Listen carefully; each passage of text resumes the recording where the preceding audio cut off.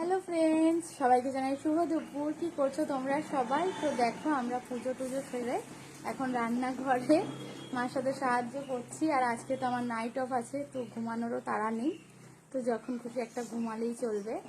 তো এখন এই যে আলু সেদ্ধ করে আলুর দম হবে, তাই যে আলুর খোসা ছাড়াচ্ছি বসে বসে, আর মা হচ্ছে মশলা বাটছে। অনেক দেরি হয়ে গেল গো, এখন 12:15 মতো বাজে।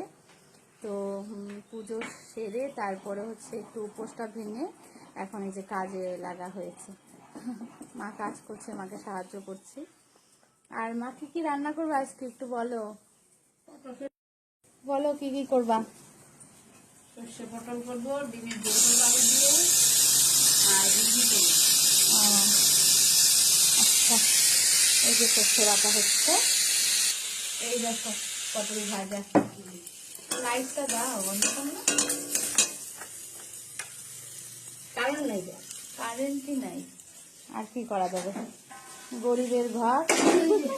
এই যে আর হইলেও আজকে হালকা পাতলা খাবার গো। দাদু ঠাকুমা থাকলে রান্না বান্নার ব্যাপার থাকে। দাদু ঠাকুমা ওই নিমন্ত্রণ বাড়িতেই খাবে। এই যে দেখো, আমি আলুর খোসা ছাড়াচ্ছি। আলুর দম করবা তো না? ডিমের ঝোল করবো। ও, আলু দিয়ে ডিমের ঝোল করবে। তোমরা হয়তো অনেকেই বলবে বন্ধুরা যে পুজো হলো, নিরামিষ হলো না, এই মানে নিরামিষ কেন হলো না? আসলে আমাদের মধ্যে এরকম কিছু নিয়ম নেই। পুজো দিয়ে আমিষ খাওয়া যায়, কোনো অসুবিধা হয় না। পুজো উপাস থেকে দিয়ে এরপরে যা খুশি খেতে পারো, এরকম আর কি। এই পুজোটাতেই এরকম, বাকি অনেক তো পুজো হয়, তো সেগুলোতে হয় না। আর আমাদের লক্ষ্মী পুজোতে ওরকম নিয়ম আছে, মানে মাছ ভাত মানে খাওয়া যায় আর কি, এরকম পুজোর পরে।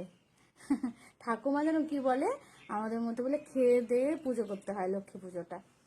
তো এক একটা বাড়ির এক এক রকম নিয়ম থাকে। তো যাই হোক, চলো তোমরা কি করছো জানি না, এখন রাখছি, পরে আবার কথা হচ্ছে। টাটা।